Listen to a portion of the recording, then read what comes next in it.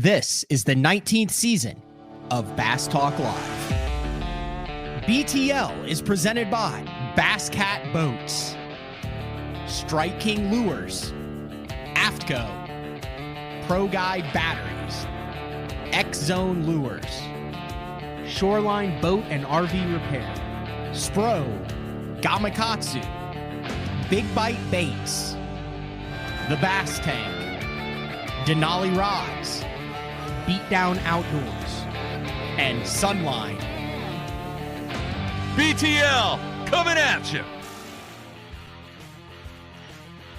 Good morning, and welcome to another exciting edition of BTL Bass Talk Live, where we're going to talk about bass fishing. Who knows what else I'm going to talk about? It's been an eventful 24 hours. Just made it back from the Dick Hiley St. Jude Bass Classic that you've heard me talk so much about up in Wabasha, Minnesota. But that event was a Saturday and a Sunday. And then yesterday we weighed in at 4:05, and it's about an 11 and a half to 12-hour drive, which is a little bit over 12 hours. And I said, you know what? I think I can make it back for BTL on Monday morning. So we'll bring in our guest today right off the hopper. I'd be interested to see if our man Josh Bertrand. What's up, Josh? How are you doing? What's the word, man? Have you ever done one of the, like, how often do you still do that, or are you past that now in your tournament days? Of just those crazy all night drives where you're just ready to get home, or you have to go somewhere and it's 12 to 20 hours straight through? Yeah, it's funny. I think when everyone first starts out, especially like traveling to tournaments, you're so fired up about it. I mean, I remember the first year that first couple years that I fished the Opens back east, I would get with my buddies, and we all had jobs, right? So we would just leave from work. You'd work till 4 and then just get in the truck and start driving all night. And those days are gone for sure. I mean, I think part of it is just how much it wrecks you the next day. In your case last night, you had to get back because this is work too, right? So you had to get back. Yeah, 100%. And I've been missing a bunch just because of my travel schedule. And then I wanted to get home. But on the way there, I have learned, and this is kind of what you're saying, on the way to tournaments, I have learned it is much better to do 2 12-hour days or 2.5 days to get somewhere instead of 20 hours straight. Just because, like you said, I mean, you're in a brain fog for the next day and a half, which then would be half of your practice. So you're really screwing yourself by trying to get there early by driving through. You're costing yourself. Yeah, that's huge, man. And the other thing too is, like, you do it when you have to, but dude, I would say I don't like driving in the middle of the night, stopping at gas stations at 2:00 in the morning, man. I mean, that's really when the shady stuff happens. That's so much better for me than in the daytime when there's people and you have to do human interaction. I hear you, dude. I don't know, dude. I feel I've seen some shady characters at gas stations at 2 lurking around the boat. Morning.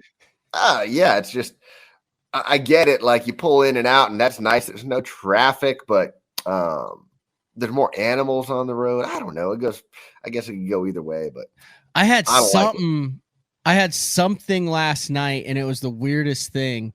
And it was actually something living. I did not I was pull over when I get tired and I sleep at a truck stop. I have a little blanket and a pillow, and then I just put my seat back and sleep. So I'm trying to be as safe as I can about it. But I had something like I want to say a small marsupial, but it wasn't a possum. It didn't look like it looked like some sort of weird hybrid cat. And I might have been really tired, but it looked like it ran out I was in Kansas on a desolate highway. I mean, not a light in any direction at like 3 a.m. And it looked like it ran out in front of my lane and then turned towards my truck and ran directly towards the truck underneath it. It was kind of creepy. Yeah, he came after you. I don't think it was an ocelot. It wasn't a bobcat. I don't know what it was. It was like a weird hybrid cat thing. Have you ever heard Lucas's story about when he tried to drive cross country from somewhere to California? He said he had tried to pull, the straight through deal, and he gets across the California border, and he sees like a giant rat like the size of Godzilla, off in the distance, and he's like, "All right, it's time for me to take a nap." Yeah. Yeah, that's it. Like I said, I've told this story on the show before, but Jeff Creed always told me when you see your third invisible thing, it's time to pull over. That's good. Like, That's good. like a moose in Texas or something like that, where you're like, have you ever done it where you're, and like I said, I do not do this anymore. I pull over, I take it. Like I didn't ask you until yesterday to do this show because I wasn't sure what it was going to be. And then when I texted you and said, "Hey, are you still up?" I just wanted to let you know, hey, if I get too tired, I won't be back by 8:30. So we might have to push it later. So I'm taking precautions, But yeah, he said, when you see your third invisible thing, that's when, have you ever hit the brakes on something that doesn't exist? I don't know about that. I don't know about that. That's a good one. How about when you get out at the gas station, you don't think you're that tired, and then you get out and it takes you like 4 tries to get your credit card into the slot. You're like, okay, yeah, I'm pretty tired. Yeah, I've done that. Yeah. I just stood outside of a couple of gas stations last night. But anyway, I got back from the Dick Hiley St. Jude Bass Classic. We'll talk about it more in the back half of the show. But a fantastic event. If you follow my Instagram story, I kind of documented all that. Fat Cat Newton was there, emceed the event. Over 1 million, like 5,000 some dollars raised by 78 teams for one tournament. Josh, it is the biggest fundraising tournament in the world. It's amazing. Over $1 million bucks, like $1 million. Like that's what they're doing for like PGA tour events and stuff like that. And this is 78 dudes. I'm by far the farthest traveler who's fishing in the tournament. Most of it's Wisconsin. I think a few Iowa, Minnesota obviously has a vast majority of it, but over $1 million bucks for 1 year, the 25th anniversary of it. It's hard to wrap your head around, man. I mean, how did they get it to that magnitude? You got a lot of dedicated people who have been doing it for 25 years. And then St. Jude is an easy organization to raise money for because of how legitimate they are and how, you have any kid who has childhood cancer and stuff. If you go to St. Jude, you get zero bill. They house you, take care of all of this stuff. Dylan was the kind of the guest of honor, and he was 19. He found out he had like an inoperable brain tumor when he was 7, and they've been like working on it through St. Jude's, this whole thing. But he loves fishing, and he lives on St. Clair. So nice. We got Gresham there. She's like, "Oh, is there any?" I said, "Well, is there anything you think you could do like with professional anglers?" And I said, "Well, who's his favorite angler?" And she said KVD. So I went through, JD Blackbird. Yep. I think it's Pro Fishing Management. We've had him on the show before. And he was able, I said, "Dude," I said, "you think there's any way? Here's what's going on." And he got with Kevin a couple months ago, and Kevin did this awesome video. "Hey, Dylan, I hear you live in my neck of the woods, blah, blah, blah, that you like to fish." I mean, he did like a 3-minute video during the year, and they played it at the banquet. It was really cool. I'm not surprised. He's the man. Yeah. It was really good stuff. So fishing was interesting. I talked to you a little bit last night. It'd been a minute since I had gotten on a smallmouth trap bite. When was the last time you were on like a really, I wouldn't call it good. We finished 30th out of 80 teams. But a smallmouth just burning a trap in less than 3 foot of water. You ever gotten on that bite before? Dude, I've caught some smallmouth on traps. I don't know if I've ever been on like a solid deal where, hey, this is an awesome deal. We're on it and we're doing it.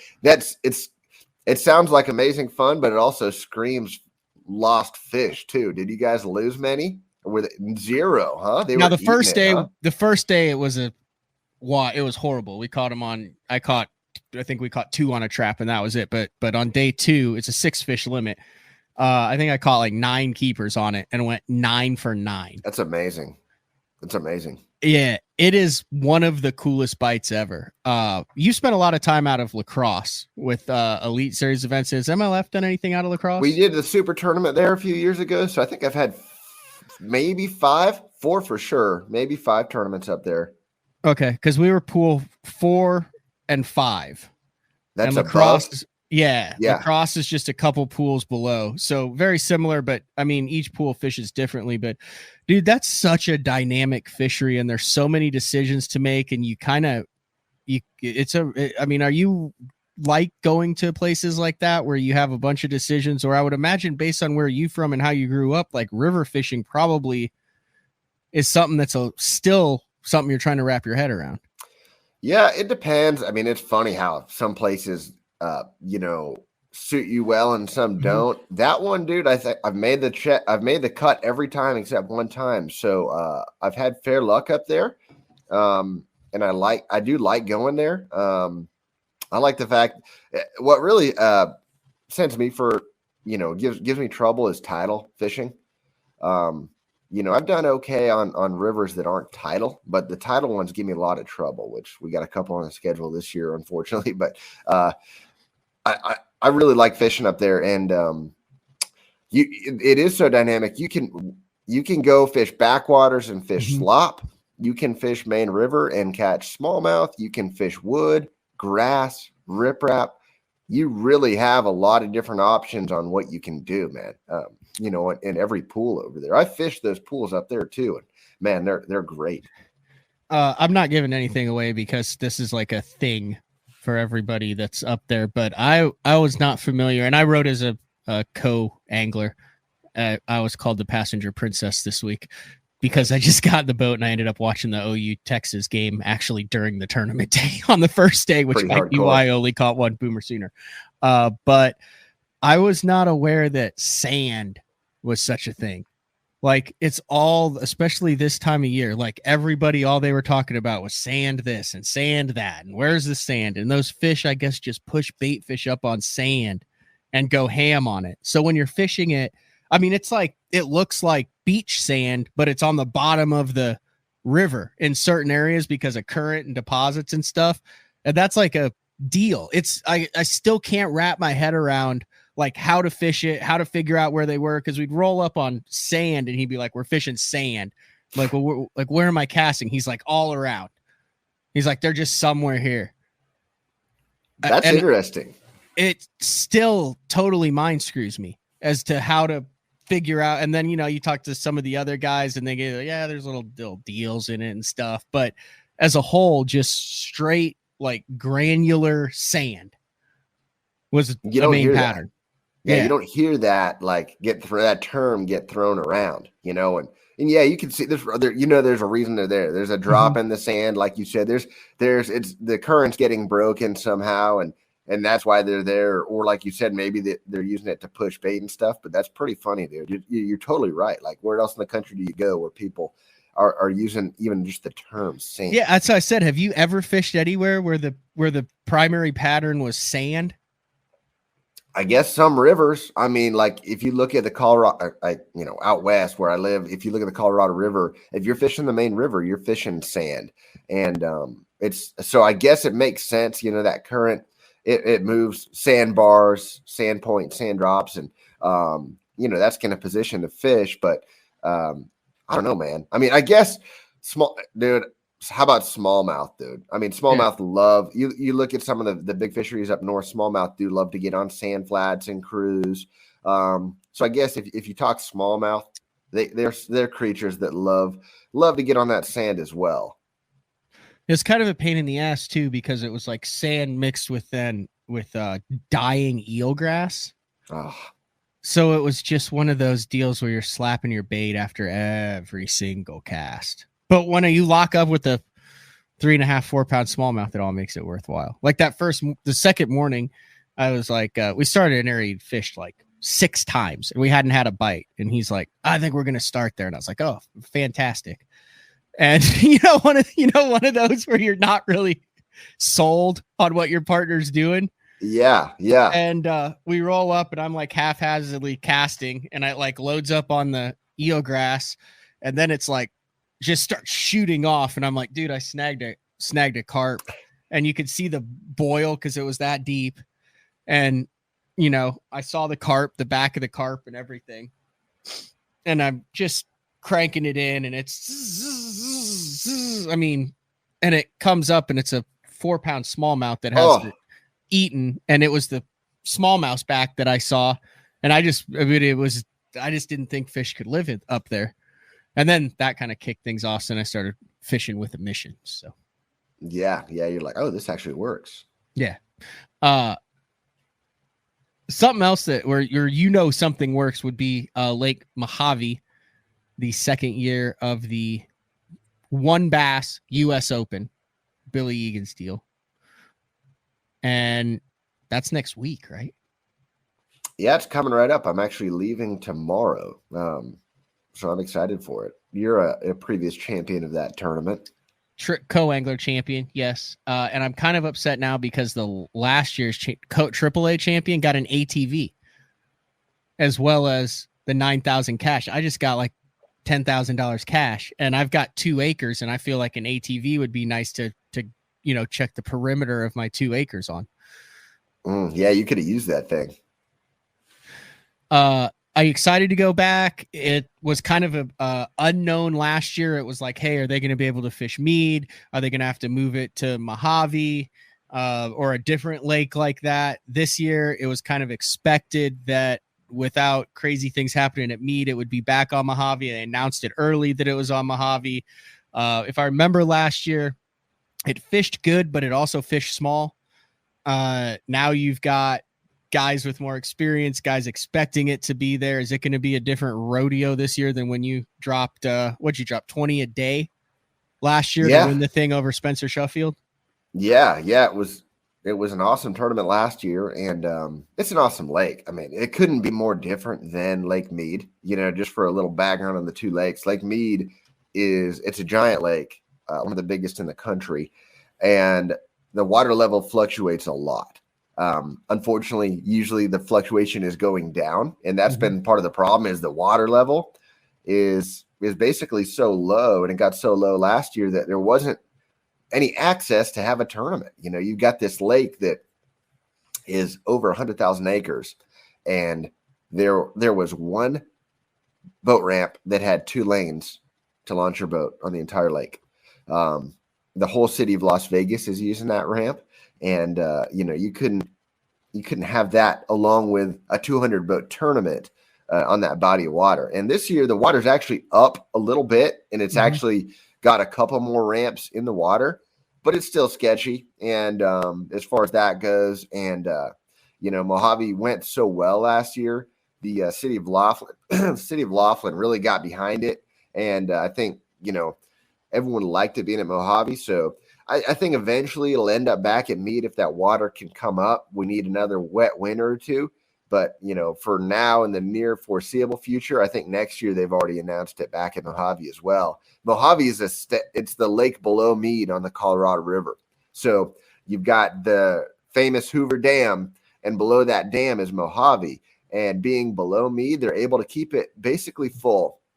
It's about 5 feet low right now, but it stays above 90% full all the time. And it's still a pretty big lake. It's a river lake. So basically it's very long. I would say like from dam to dam, it might be 60 miles.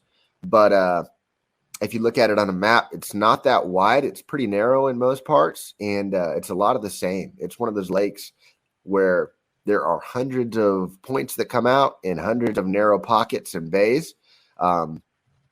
So, it's really a lot of the same. Obviously, there we go. That's a cool view right there. There are things that can distinguish it. And so there's Mead up on top. You can see how much wider Mead is. Right here. Yep. You got the big basins right there. And then Mojave down below.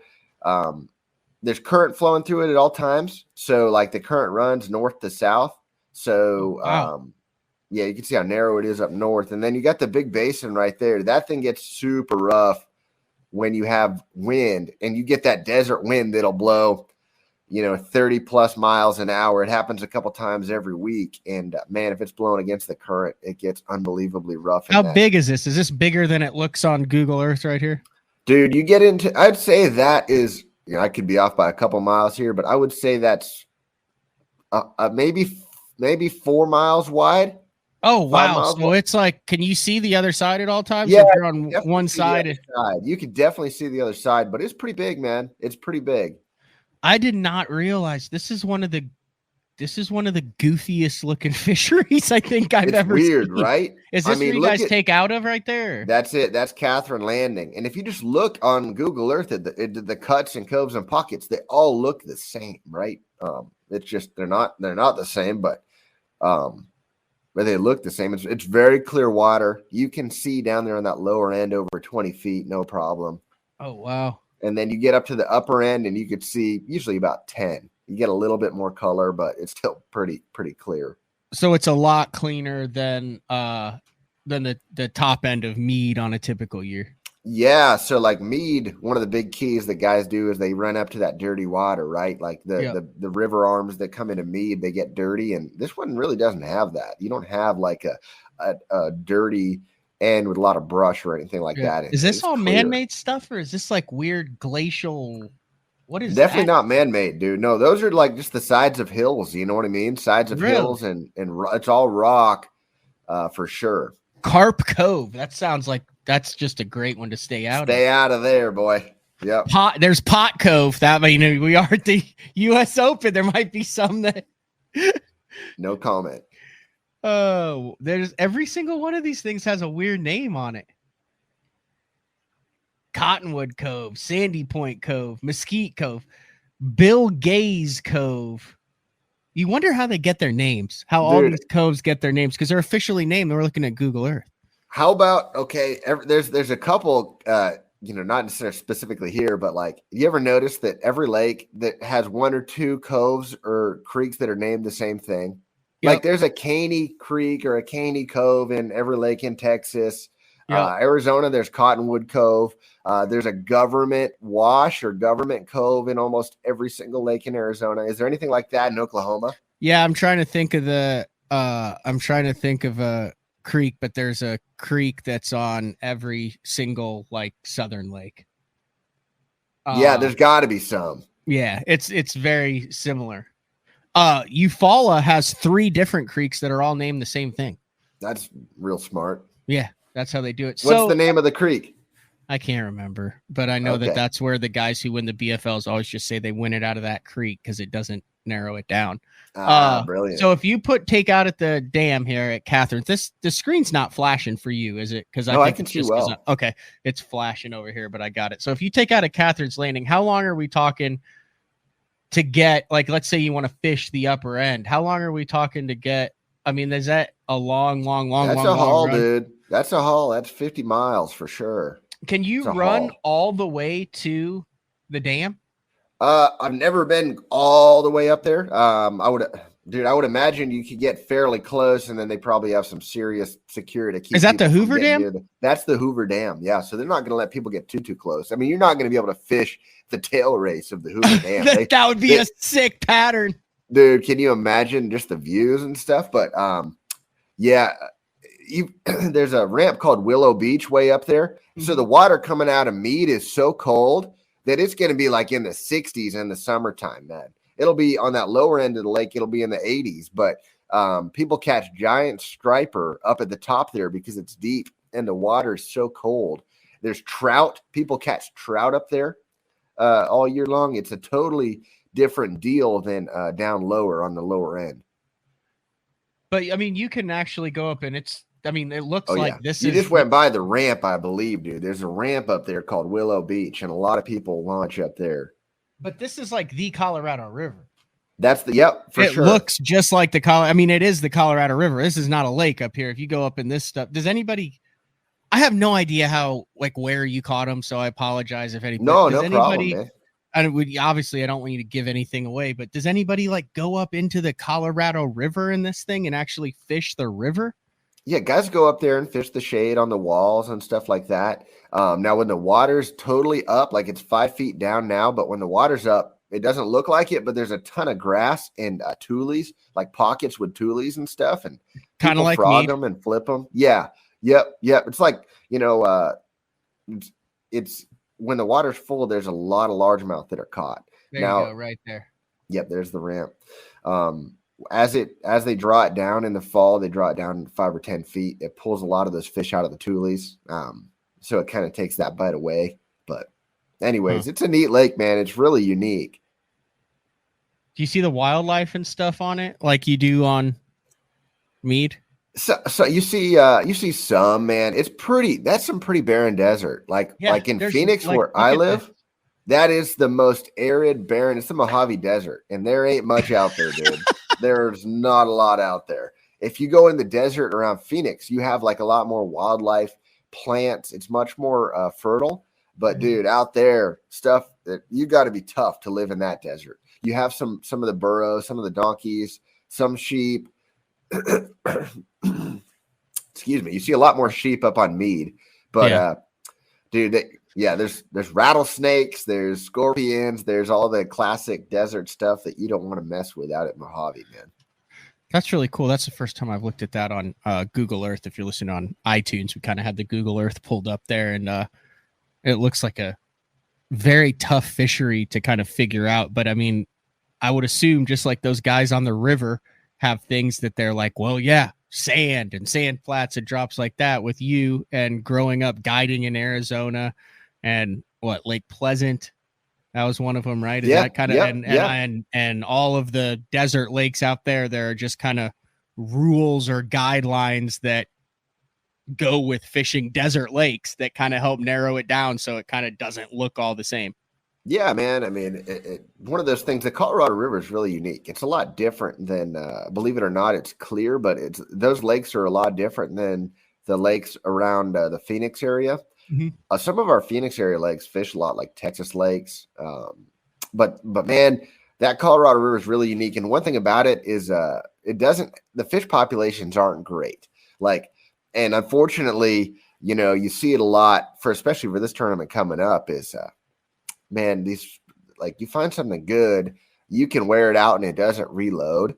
You find a good spot and it's got 3 fish on it, and you catch all 3 and it's done. Like, you don't come back until next month.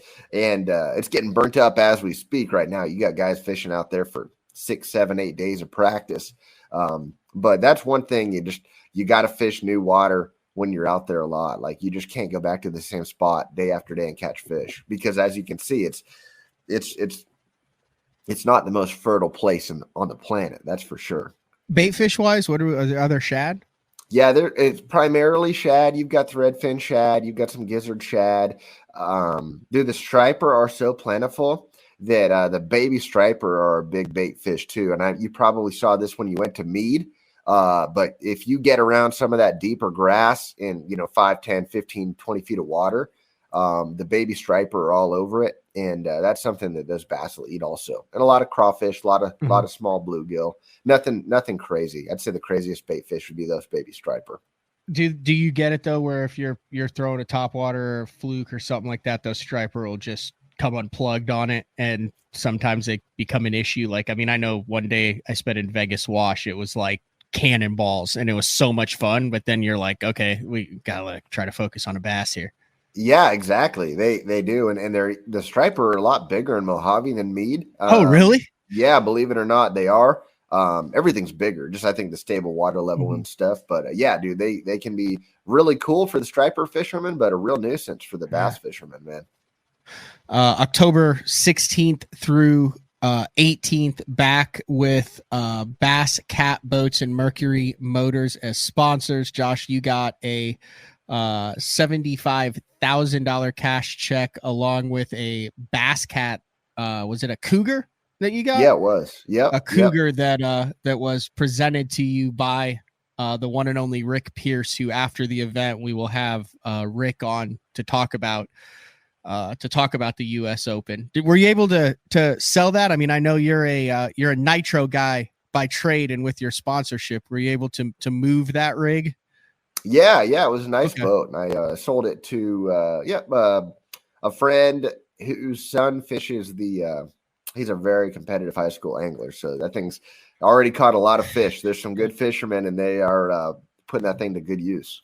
Very nice. And then weight wise, it seemed like, I mean, you and Spencer kind of ran away with it. So the one thing about the US Open is like a quarter pound is like a pound anywhere else. So if you win by like a pound on me, that's basically like winning on Gunnersville by 4 pounds. Would you not say that's a fair assessment? Well, on mead especially, because the weights are so low, right? Mm-hmm. Like 10 pounds on mead is like an epic day during the fall. 8 pounds is pretty average. So it's a big difference. But Mojave, dude, the fish are a lot bigger. So you see a lot more separation in the weights. And you can see, just if you look at the results, it's not easy to catch fish out there. But when you do, the quality is pretty good. So, there's a lot of non-limits and a lot of guys, especially 3 days in a row. I mean, catching a limit 3 days in a row in this tournament it's a challenge, man. If you did that, you pretty much got paid. Very nice. All right, we're going to take our first break. And when we come back, I want to talk to Josh about a technique that you have been doing for, since I've known you, but that has it's now like the Texas rigged power worm of the 1990s, in my opinion. And I want to see if you've kind of felt that pressure on it. I think you and I, you know what I'm talking about. Yeah. I'd just be interested in your take because you're an OG guy on it. And now, everybody's like, oh, look what I'm doing. And they feel, a lot of guys throwing it. So, all right, it's good. BTL on a Monday. The Sooners are 6-0. For those of you that are keeping track after a epic last second win, that's like boat flipping a 6 on your last cast to fill out your limit. I was running down the lake and I had it on my phone, die hard. During the tournament day, and right when Gabriel threw that touchdown pass, we were going about 60, and I'm screaming, yeah! And he shuts down. He's like, "What's wrong?" And I'm like, "We just scored." And he's like, "Oh my gosh." Adam was, but I watched the whole game on the cell phone. I did like very little fishing for 2.5 hours on day one of the tournament. What a day though, man, to get to fish on a cool fishery like that in a cool tournament and watch your team win. It doesn't get much better. Yeah. Are you a college football guy or just mainly pro, casual? Dude? Okay. Mainly pro. I'm really big into fantasy. We got a league, Arizona the guys in the league.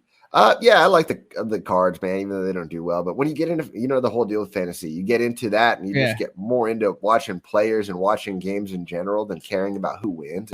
It's a good and a bad thing, but I love to watch. I think it's amazing for fantasy fishing. And then you just have to realize that if you're a high percentage owned angler and you suck, there's literally 5,000 to 6,000 fishermen that are just talking mad trash about you until they forget about it until the next tournament. Yeah, for sure. Seriously.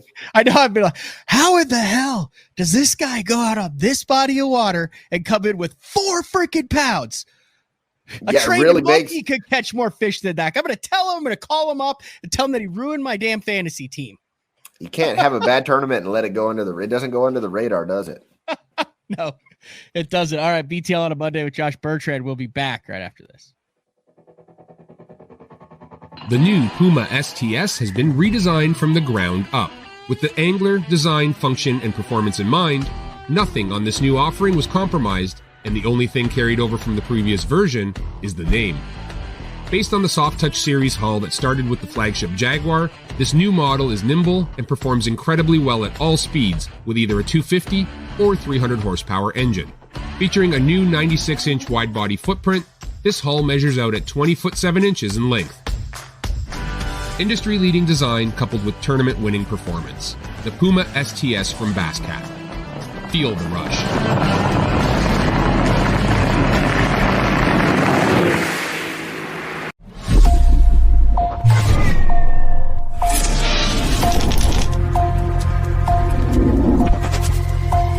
Everything you need, one legendary brand. Taiwan Strike King.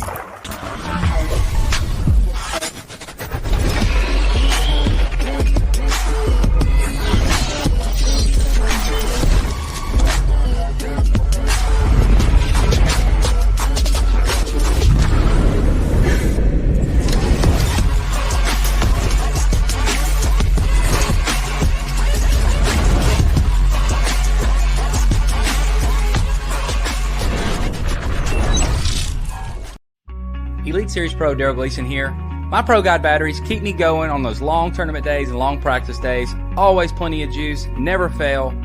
The best part about Pro Guide batteries, it's the people behind the company. They have over 40 years experience in the battery business, keeping all of us fishermen out on the water longer, catching more fish. Check them out at ProGuideBatteries.com. What's up, Bass Talk Live fans? Brandon Polnick here.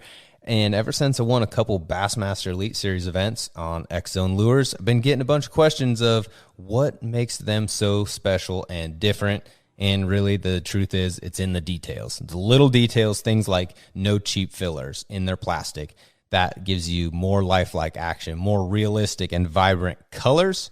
But don't just take my word for it. Go to www.xzonelures.com and check them out for yourself. The great thing about the new Sensation soft plastics from Big Bite Baits, heavily scented, super soft, buoyant, comes in 7 great new shapes. I've got a couple of them of my signature series, the cliffhanger worm and the ramtail craw. Great for a flipping jig, football jig, swim jig, all that. Several other great shapes. Really excited about it. We've worked over the last year, catches fish all over the country, and I think it's going to catch fish for people everywhere you try it. The Spro Little John crankbait has been around for almost 15 years, and it is one of my go-to crankbaits whenever I need a fish in the boat, so you can never have enough new colors. That's why Spro's coming out with a handful of new colors, including Pearl Shad, which has this bleached out white look, but it's got this pearlescent, really pretty. We've got Copper Shad, which looks amazing in the water. It's got that purple flake on the back, really pops in the water. And then if you want some real pop, we've got Sparkle Shad, nothing but sparkles all over this thing. And then last but not least, we've got the matte Sexy Shad, just a really different looking color for a crankbait. So you want to give them a little different look, that matte Sexy Shad is definitely the one to go with. All these colors are available in the original Little John and the MD.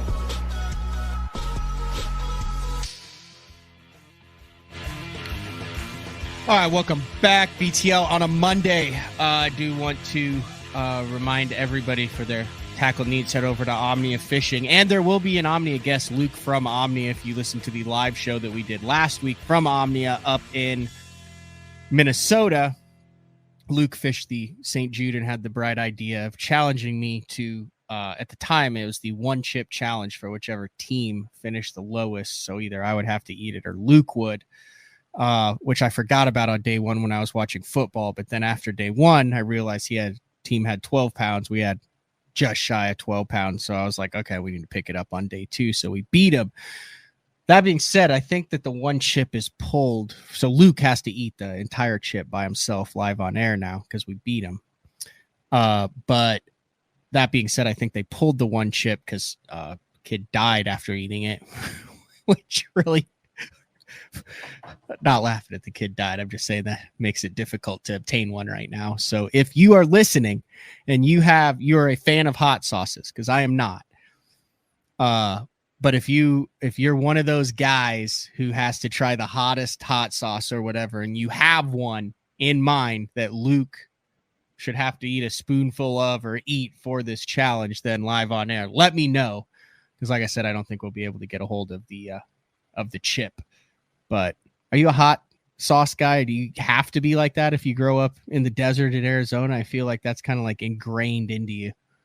Yeah, dude, I don't know if actual hot sauce is the thing, but spicy food for sure. And over time, I like it more and more. But green chilies are like the big thing that I love, man. Green, like hatch green chilies and stuff. I don't know if you've ever had that. Nope. Not raw, no. Like you usually cook them. You cook them and put them in stuff, right? But you add them to a burger, have them in different Mexican foods and stuff. They're really good. All right. Before the break, I wanted to get your take on this. You're not an OG drop shot guy, but you've been drop shotting for as long as you've been around. Back when it wasn't the thing to do. If you look at the Opens, the Toyotas, the BPT, and the Elite Series, it's playing a significantly higher role in non-traditional settings than it ever has in the past. Have you noticed this? Has it affected your fishing? Are the fish getting conditioned to a drop shot now? Is it impossible to catch them the way you used to on them? I'm just curious on your take on this whole thing. Yeah, I would say there's definitely more people doing it. And of course, like anything, the more the fish see it, the wiser they'll get to it. But I really feel like, and I've seen it, dude, on high pressure bodies of water, it still is the one thing that they don't get entirely sick of. I mean, you could take Chickamauga, Gunnersville, Pickwick. When you get to midsummer and those fish have seen everything, you can't catch them anymore on 90% of the ledge baits that are good ledge baits, but you can still catch them on a drop shot. And some of our lakes out west, dude, I mean, guys grow up doing it. It's what I grew up doing. I'm 34 now. I've been drop shotting since I was 12 years old. It's been my favorite technique for 20 years. And the fish still bite it. I mean, some of the lakes that we have around town here, that's 75% of what guys do, and it's still the best way to catch them. So it's just so precise. It's so finesse. With the addition of live scope and being able to really clearly see what you're doing, whether it's a standard plastic or, dude, I mean, max scent, like smallmouth, it's amazing how well it still works, even as much as the fish do see it. 10 years ago, what percentage of guys do you think had a drop shot tied on at all times? On tour, maybe, I don't know. That's a good question, dude. I would say on tour, less than 50%. In 2023, how many guys have a drop shot in their box at all times? Yeah, probably 75+%, right? I'd have to think so. I mean, you got these non-traditional guys that are out there drop shotting everywhere. Do you think it's made it harder to cash checks and have higher finishes because so many more guys are now employing quote unquote finesse techniques?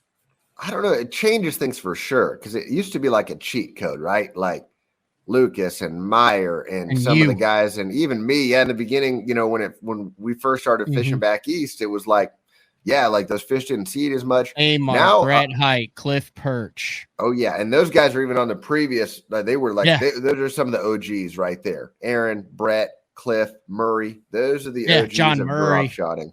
Yep. So yeah, I don't know, man. I mean, it's hard for me to say because I had my worst year I've ever had this year as far as consistent tournament finishes. But I don't think it was this. I could, try to guess till I'm blue in the face about why this year was tough for me, but it didn't just instantly. It wasn't like a light switch where like, hey, all your tricks don't work anymore. I just, things didn't work out in more tournaments than normal. But I don't know, man. I'd say, yeah, of course it makes tournament fishing is getting tougher in general, dude. Guys are getting better across the board. There's more information out there. There's no secrets anymore. It all boils down to now, like going out and making all the right decisions and adjustments during the day and executing. It's not like you can have a secret honey hole anymore and go exploit it, or there's no secret techniques. Even the drop shotting, yeah, it was, dude. Like it was 10, 15 years ago. It was a cool little cheat code for sure. In order. And I know this will get you in trouble, but I don't care. Give me your top 5 drop shotters. Okay, we're going to do 2 lists here. Top 5 drop shotters of all time from the start of the drop shotting in your experience. And then the next list is going to be top 5 drop shotters currently competing in tournaments. That's crazy. It doesn't have to be in order, but let's go best drop shotters of all time. You're 5. Just it doesn't have to be in order. Yeah, not in order 5, for sure. Not in order. And I'm sure I'll miss a couple. Yeah, you will, and you'll get an angry email about it. Aaron Martin's is going to be at the top of that list for sure. Okay. I got to give the nod to Brett Hite because he was winning tournaments on it right when it first came out. So he's up there. Okay. I've seen Clifford Perch do so much damage. I'm going to give him a spot. I'm already running out of people here. Ayler probably deserves a spot there. Okay. And I could keep going, dude. You got one more. Your top 5 of all time. I would say Justin Lucas deserves a spot, but Cody Meyer does too. I mean, I could keep going, dude. There's a lot. There's a lot. Polnick deserves a spot. Well, here's the deal, because this is the next list. The best. I know. All right. Top 5, we'll say drop shotters under 40. How does that sound? That's cool. Let's do that. Top the 5 current drop guys shotters right under now, 40. Lucas, Polnick, Meyer. Who else? There's some of the you guys would have that to be don't on that list. I know you're humble. You'll never say it, but you'd be on that list. No, there's Just some really good U.S. Open and Elite Series event. But yeah, there's guys that have done that too, dude. I don't know, man. There's some of the newer guys at Bass that I know are really good at it that I just haven't been around as much. I know are really good, and there's some dude, how do you say Wheeler's not right? Like he deserves to be it. You don't think about that, but like, dude, that dude's won more money drop shotting than probably any of us have won in our whole life doing anything else combined. So he's on that list.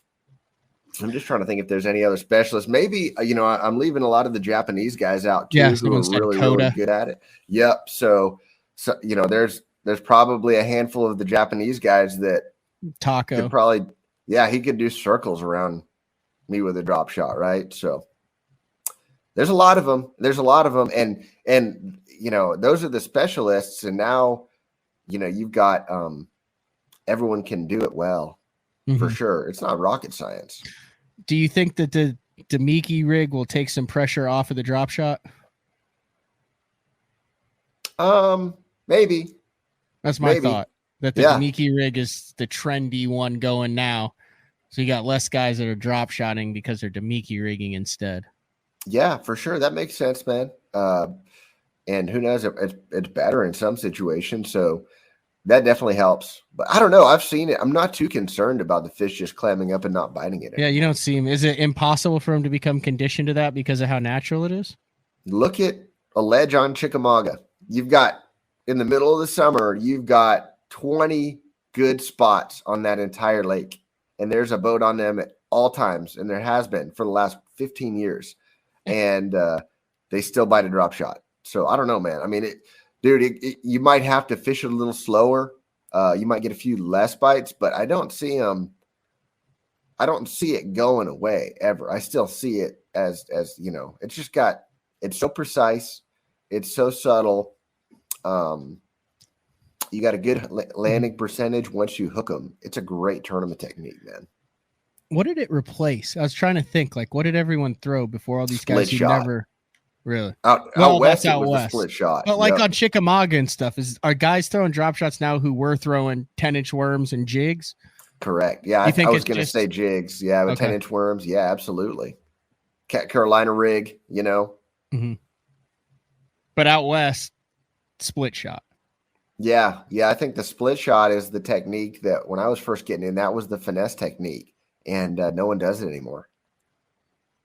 What is that? Just a French fry with a split shot above it on a really light wire, small EWG? Yeah, basically a drop shot worm. A 4-6-inch straight tail worm with a split shot in front of it. Yep. Or a light Carolina rig, but you just fish it like a Carolina rig on a spinning rod. Just slow drag it. Yeah. Yep. I mean, dude, if you talk 80s, 90s, that was really the 90s. That was the way before the drop shotting came out in the late 90s. That was what everyone did out here for sure. And then the Westy worm. Have you ever heard of the Westy worm? Is that the one that had the 2 hooks in it?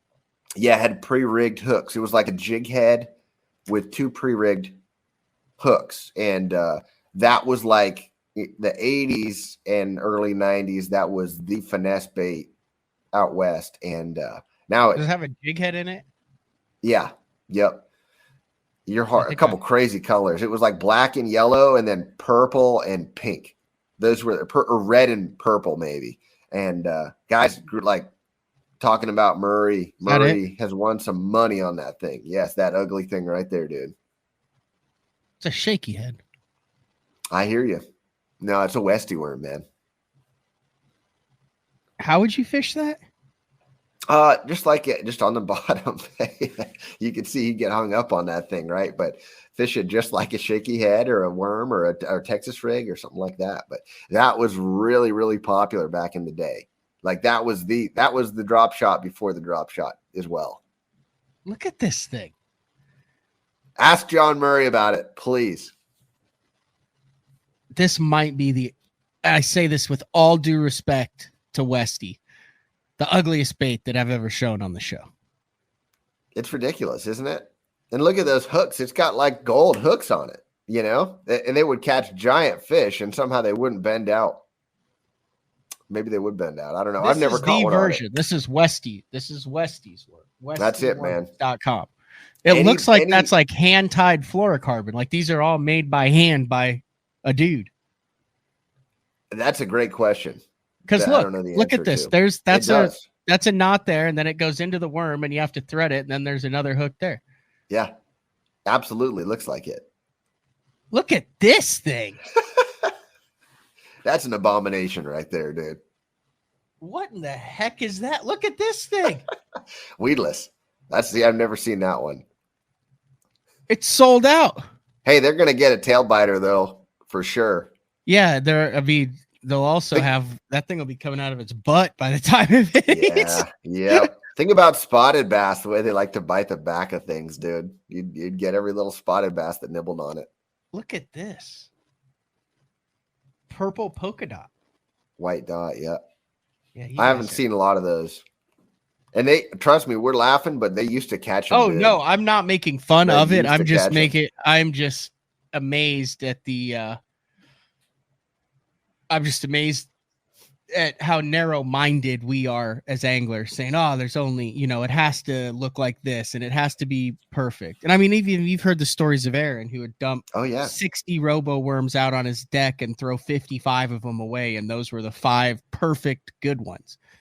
And you got a guy, guys that are winning boats and making careers like John Murray out of a Westy worm like this that is like, hey, it's good because it's not straight. I can't believe you never heard of that, dude. It's really like it's not really big anymore. It hasn't been since I started. Like I've never caught a bass on one. I've been fishing for 20 years. I thought it was more like a K&E. Have you seen the K&E? I don't know, man. Didn't Cream had a pre-rigged worm back in the day, right? Yes.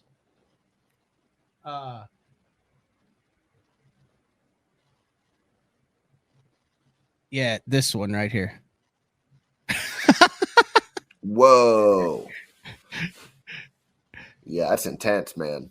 Yeah, that one's that leaves a lot to be desired. Okay, here it is right here. The K&E worm. Pull that picture up for me. Why is that not pulling the picture up? I gotta find it because I gotta show you these because this is what I learned to fish on. Interesting. Yeah, here it is right here. Basically like this. Pull the picture. Yep. That thing. There it is. Okay, very similar. Does it have a weight or no? No, zero weight. It's got like a 6-inch leader, monofilament leader, 3 little Aberdeen gold hooks in it, and it comes folded up in the package, so it's got a bend to it. And then I'm not saying this is a thing, I'm just saying this is what my dad did. He would put it on a weighted bobber with the ring of lead underneath so you could cast it far, set it about 24 inches on the pond, chuck it as far as you can, and then slowly reel it just straight solid, and that worm would just spin behind that bobber, and it would stay right above the weeds in the pond and just spin, and then all of a sudden the bobber would start taking off to the side. Interesting. Yeah. That's crazy. Yeah, I mean, dude, goes to show that there's all kinds of different ways to catch them. Yes.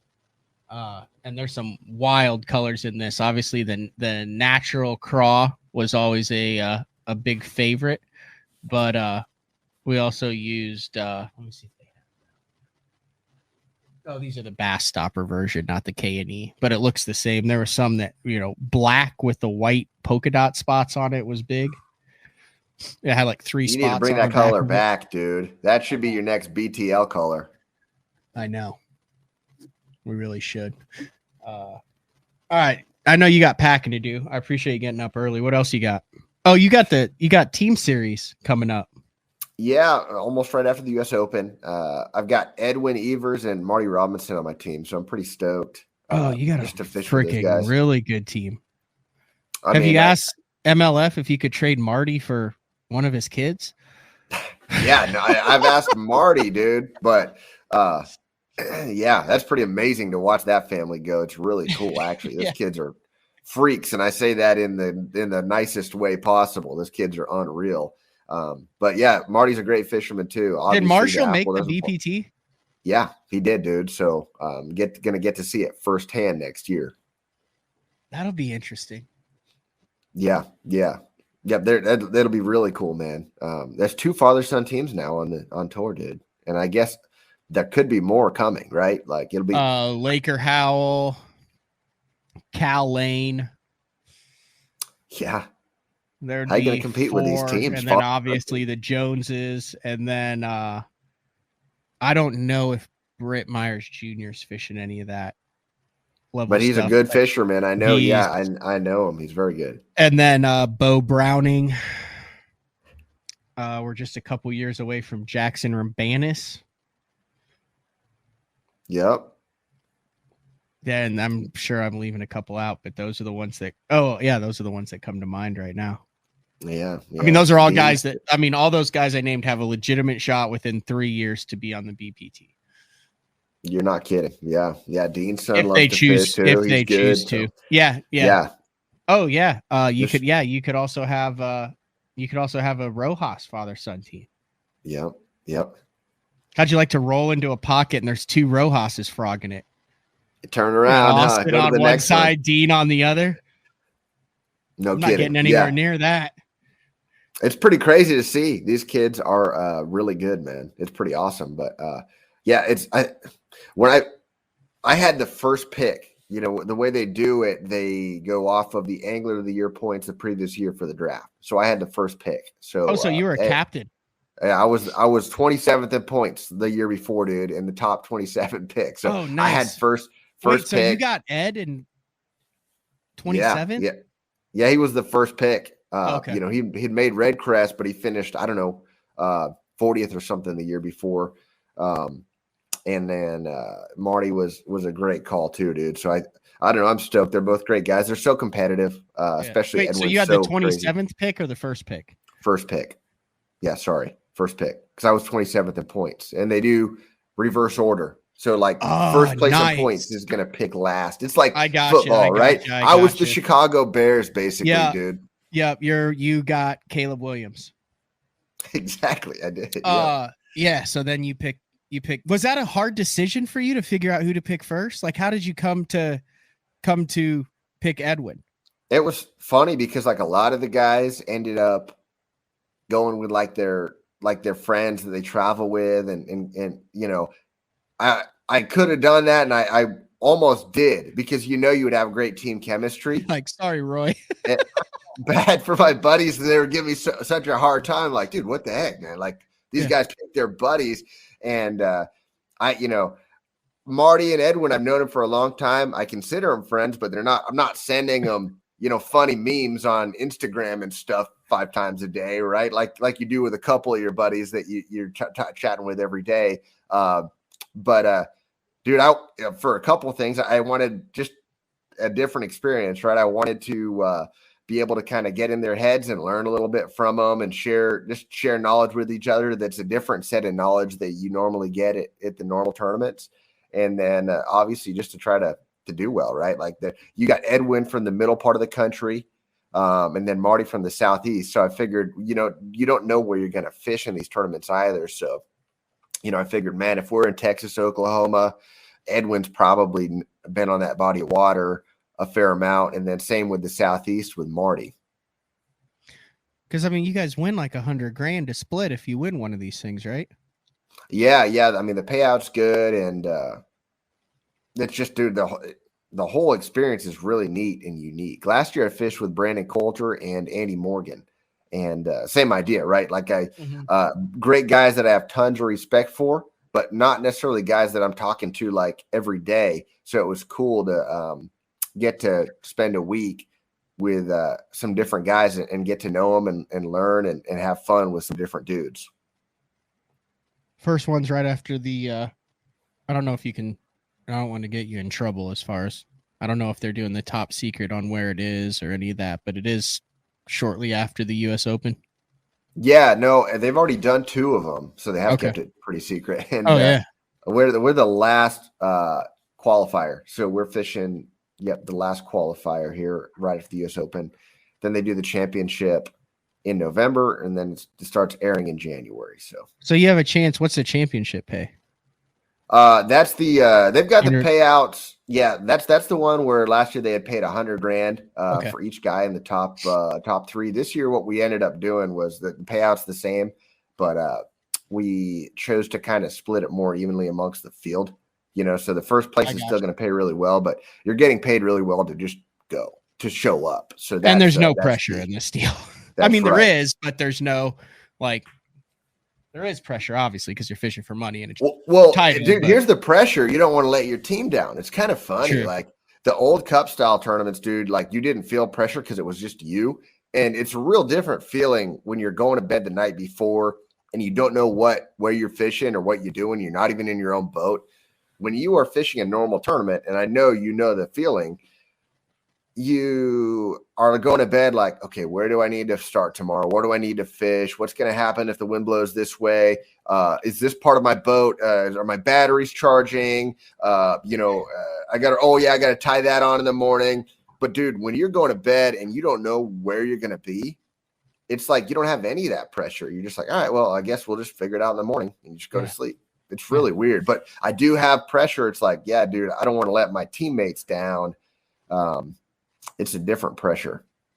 Yeah, you've got probably one of the most high-strung guys to ever fish competitively, and then one of the most easygoing guys to ever fish competitively. So I like how you balanced out the high-strung Edwin with the easygoing Marty Robinson.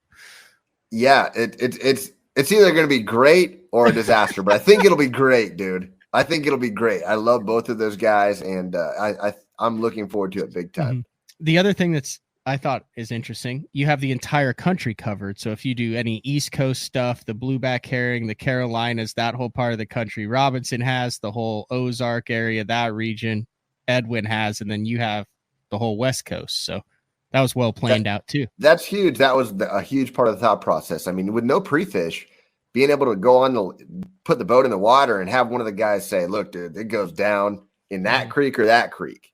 That's where we need to be. That's huge. Clay says, Edwin ain't no team player. He's keeping secrets. He's too competitive. He can't. It's hilarious, but he's too competitive. He's going to want to win. There's no. I don't think he'll keep any secrets. Honestly. Oh, I see. So you're saying that he wants to win the team deal, so he's going to forego his usual secrecy and maybe divulge some stuff. Don't you think so? You know him really well, dude. I think he'll put you guys in the ballpark. I think he'll divulge 90% of it, but I think he'll be like, I'm keeping that other 10%. What if it's the third period, dude, and we're 10 pounds out, and you think he's gonna lose to keep a secret? I don't. It 100% depends on who you're fishing against, who's on the other team. Okay. Really? I think. Yeah. I don't know. I don't think so. I think he just wants to win, dude. Period. I think he'll give you 90% of it, but I think Edwin keeps 10% because he is super competitive and he wants to win championships. And yeah, the team stuff would be nice, but I think he wouldn't be able to sleep at night ever if he knew that if you beat him by an ounce at Redcrest doing something that he taught you in the team tournament. I don't know. Maybe. I don't know. I feel like he's the type. It's like if he's, throwing sandbags in the backyard. But I could see to him being like any competition. Yeah, going as whatever it takes. So if that means emptying the arsenal, and you and Marty now have it, I could see him doing that too. We'll see. I'll get back to you. All right. I'm gonna let you finish getting packed. I know you have a lot to do, a lot to throw in. You have probably a dozen spinning rods to get ready and throw in some accent and you're good to go, right? It'll be a Berkeley tournament again for sure, dude. But yeah, you never know. It could be windy. It could be the fall's already kicking in up there, so there's going to be fish caught on reaction and stuff. So you got to be ready for everything. But yeah, there's some spinner rods in the boat for sure. I said I greatly appreciate you waking up early and jumping on BTL, defending your U.S. Open title. Next week, you can follow all the action at WONBASS, WONBASS. There's all sorts of information on that, on the entire series that they do. Billy does a great job. Like I said, Rick and Bass Cat, big time supporters of that trail as well. So I'm looking forward to it. Thanks for having me on. Thanks for staying up. You need a nap, dude. I hope you get a good one in your schedule. Have I been somewhat coherent at least? I'm amazed. Yeah. Yeah. Okay. I've definitely rambled. You sound good. I've definitely rambled a little bit and taking some pauses, but I'm going to let you go. When we come back, I'll wrap things up with the St. Jude. We'll look forward to the rest of the week as well. We have a really cool week scheduled for BTL. So see you, Josh. Hey, let me shout out my podcast, Anglers Happy Hour. Oh, dang it. Dude. I didn't talk to you about that. Are you back in filming? We're going again. Yeah, we've already done a handful of episodes since we fired it back up. So check. Okay, I'm gonna have to get back on. No, sorry about that. I usually am really good about that. Well, I haven't been. That's a tired break. So that's what I thought. We took a break, but yeah, we're back. So if you guys are all caught up on BTLs and need some more, give that a look. English Happy Hour, and it's on iTunes and the Google Play Store. And then, are you on YouTube yet? Not yet. Not yet. But I've actually got a channel going myself. I'm going to start putting them up under my channel. But anyways, sounds good, guys. Yeah. See, everyone's saying, yeah, we love. Thanks, Nick. I know you love it, dude. I appreciate it, man. All right. See you, Josh. See you guys. All right. That was Josh Bertrand. We'll take a break. When we come back, like I said, talk about what we got going the rest of the week. BTL on a Monday. Shoreline Boat and RV, dock rash, storm damage, collision repair, that deep scratch or gouge from trying to access that secret creek. Shoreline Boat and RV can get your prized possession back in mint condition and looking good on the water, fast. All repairs are done in-house, so they're able to get your boat or RV back to brand new, quickly. All Shoreline's work comes with a rock-solid warranty. Find out more at ShorelineBoatandRV.com. Kansas City, Austin, and Tulsa. I'm the kind of guy that never leaves a house without a pocket knife, and Gamakatsu's come out with the EDC series of knives. EDC stands for Everyday Carry, so whether you're on the water or off, you can always have it with you. The best thing about it to me is that assisted open feature. With this D2 blade, you've got it right here at your fingertips, so if you can't find your scissors, you need to cut a knot, you need to cut your braid, you've always got it. Make sure you check it out. Never leave home without your Gamakatsu EDC knife. Born in Japan, using technology, innovation, and precision, Sunline produces the widest selection of fishing lines at the most technologically advanced line factory in the world.